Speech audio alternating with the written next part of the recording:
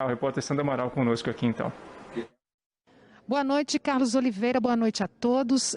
Nós estamos aqui com o relator da medida provisória 996, Isnaldo Bulhões, do MDB de Alagoas, e também com o deputado Elias Vaz, do PSB de Goiás.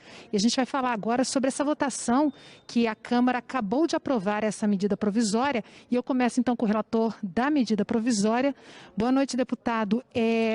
Qual é o que o cidadão pode esperar de novidades nessa medida provisória Casa Verde e Amarela?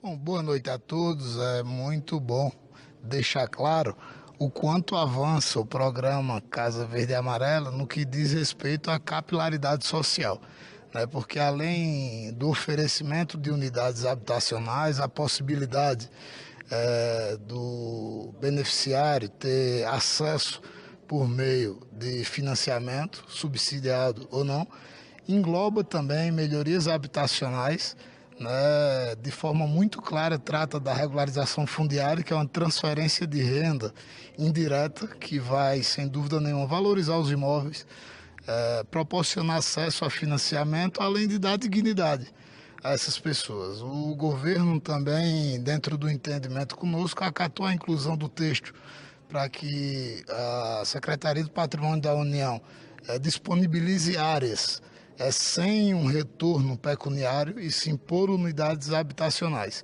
Então, tudo isso faz com que, além de preservar o programa Minha Casa Minha Vida, não há previsão de revogar a lei, né, que deu a oportunidade da criação do programa Minha Casa Minha Vida, que é um grande programa habitacional. Então, isso vai melhorar o ambiente de mercado, bem como proporcionar o acesso à população a mais unidades habitacionais e melhorias de suas unidades já existentes, bem como essa regularização fundiária. Agora a oposição fez uma obstrução, não é isso? Por quê?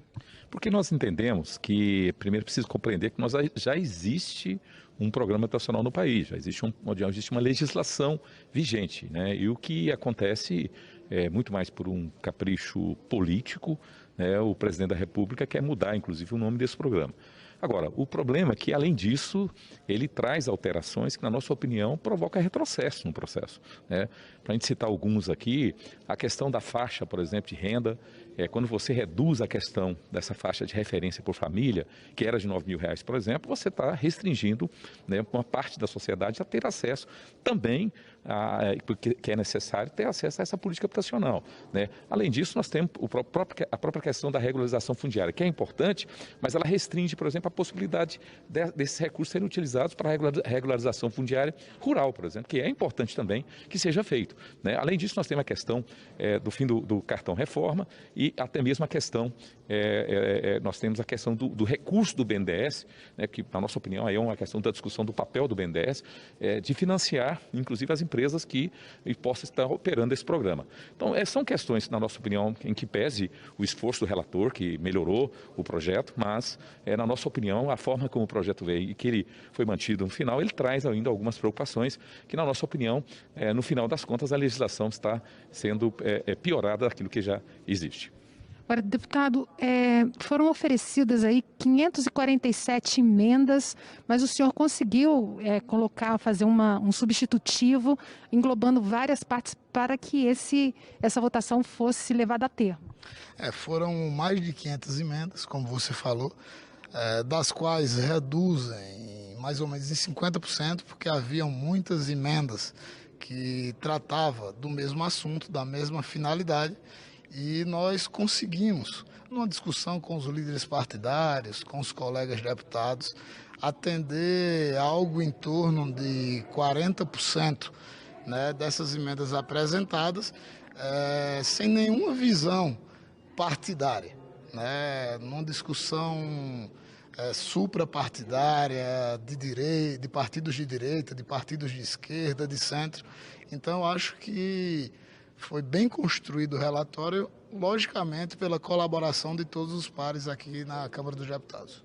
Lembrando que essa medida provisória, ela estabelece então um programa de financiamento para construção e reforma de casas, né, chamado agora Casa Verde e Amarela, e tem um teto aí para pessoas que moram na cidade de R$7.000 e para pessoas que estão na zona rural de R$84.000 por ano.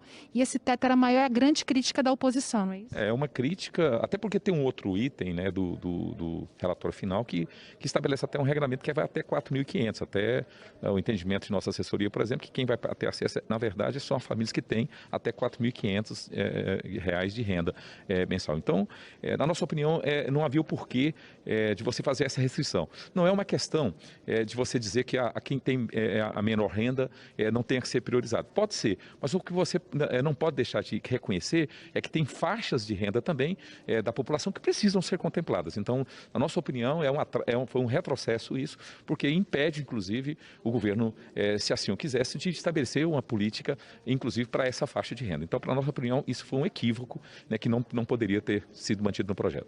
Agora, tem outras questões que o projeto traz que no programa anterior não havia, como, por exemplo, a reforma da casa.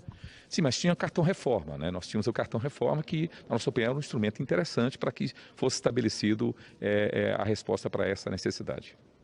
Então, senhor, a partir de agora, o projeto, a medida provisória vai para o Senado Federal. Segue para o Senado Federal, para apreciação, né, até o dia 23 de dezembro. Eu quero acreditar que o Senado apreciará. Eu quero deixar distante, né, a discussão de DNA e de paternidade de programas. Nós temos que reconhecer que o programa Minha Casa Minha Vida, que nesse momento, né, não houve nenhuma revogação, que tem muito a contribuir também por questões de estoque, por empreendimentos inacabados. Ele trouxe grandes avanços na política habitacional. Então, não há, digamos assim, o fim de um programa e a criação de outro, e sim a criação do novo programa. Então, eu acredito, por exemplo, esse modelo que foi tratado agora de melhorias habitacionais, eu tenho certeza que é um avanço muito maior do que o cartão reforma, que não teve um resultado, né, tão satisfatório. Houveram grandes problemas mesmo com a boa intenção da legislação e do governo da época. Então acredito que é um grande avanço, não retroagiremos de forma nenhuma com essa nova legislação que o Congresso Nacional, né, nos próximos dias deverá concluir a sua apreciação e remeter para o presidente da República. A oposição espera fazer alguma modificação no Senado? Bom, nós esperamos que o Senado tenha a sensibilidade de fazer as adequações necessárias para que o programa continue da melhor forma possível. Muito obrigada, senhores, pela entrevista.